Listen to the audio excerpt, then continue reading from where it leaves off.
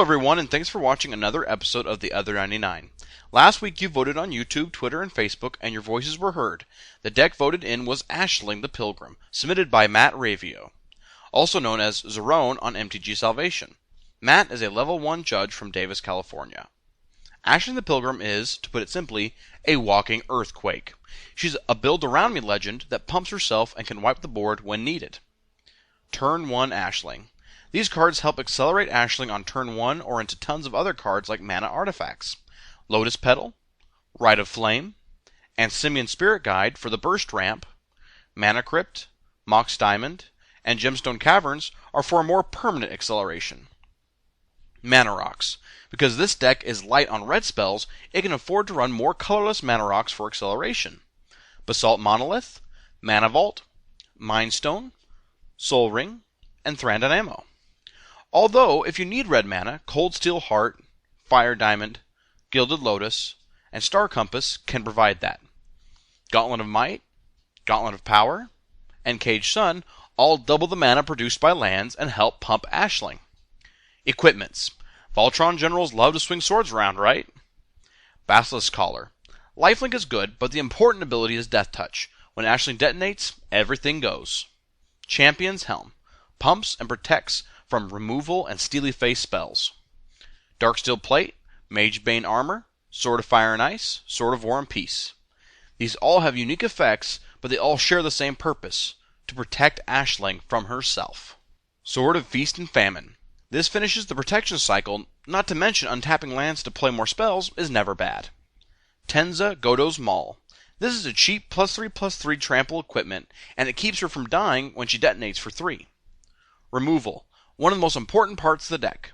If your red zone general doesn't get through for damage, how are you going to win?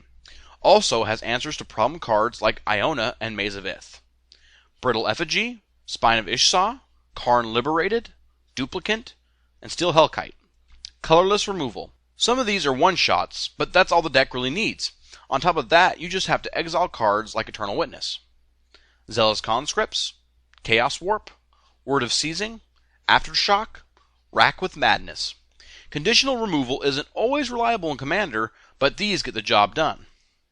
Shattering Spree is the only just a shatter effect, but it blows up so much, sets someone back a lot of turns, and can be used to target control players' artifacts more than once, making it difficult to counter.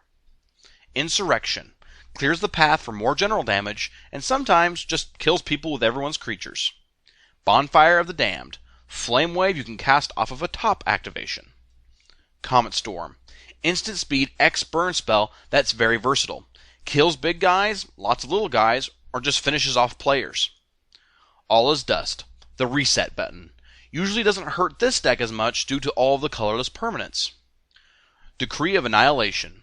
Mostly cycled to Armageddon, but can be cast to reset the game, sometimes with enough mana left over to recast Ashling. Card Draw. Mono Red doesn't have access to very many draw spells, so this deck makes do with the good ones. Mind's Eye. Draws a lot of cards even in 1v1 games. Also combos with Memory Jar. One-time hand refill or a mill 7 for your opponents. Solemn Simulacrum. Dude, plus land, plus draw. Very good. Kozilek, Butcher of Truth. This Eldrazi is in this deck for the Graveyard Recovery effect, but a 12/12 that draws 4 is a good bonus.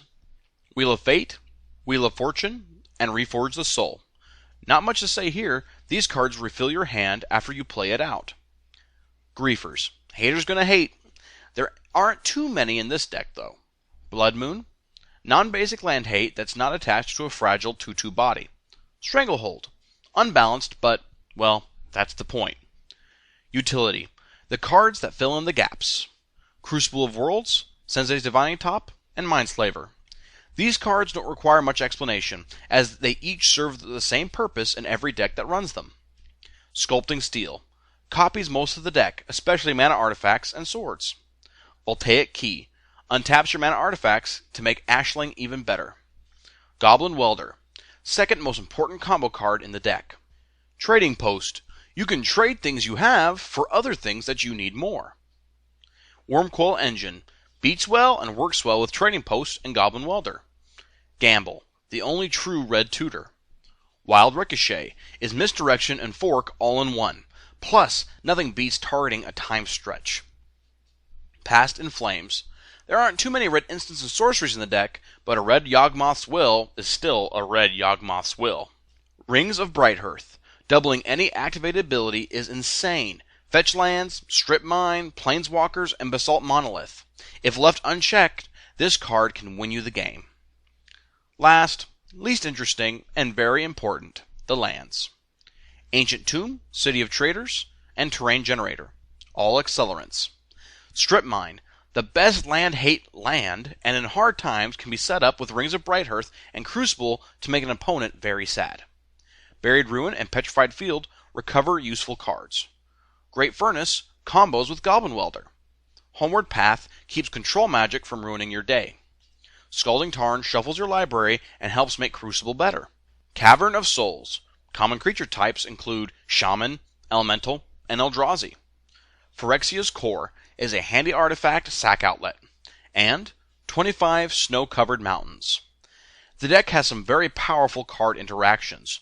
Crucible of Worlds plus Great Furnace plus Goblin Welder plus Mindslaver. Step 1, play Great Furnace. Step 2, activate Goblin Welder, target Great Furnace, and Mindslaver. Step 3, activate Mindslaver. Step 4, play Great Furnace from the graveyard. Result, Slaver Lock. Crucible of Worlds plus Buried Ruin plus Mindslaver. Another Slaver Lock. Rings of Brighthearth plus Basalt Monolith. Infinite mana, great with the X spells in the deck. Spine of Ishsaw plus Phyrexia's Core. A Vindicate every turn. Ring of Brighthearth plus any card with activated abilities.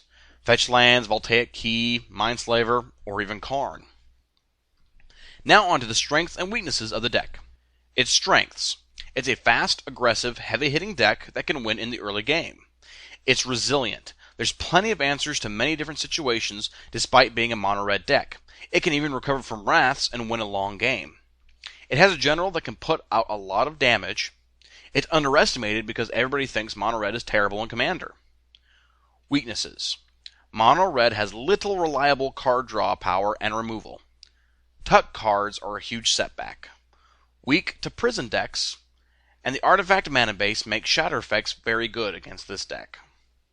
You should play this deck if you like artifacts, you want to play something different but still play with good cards, you want a deck that can be good on a budget, and you want to give mono-red Commander decks a try.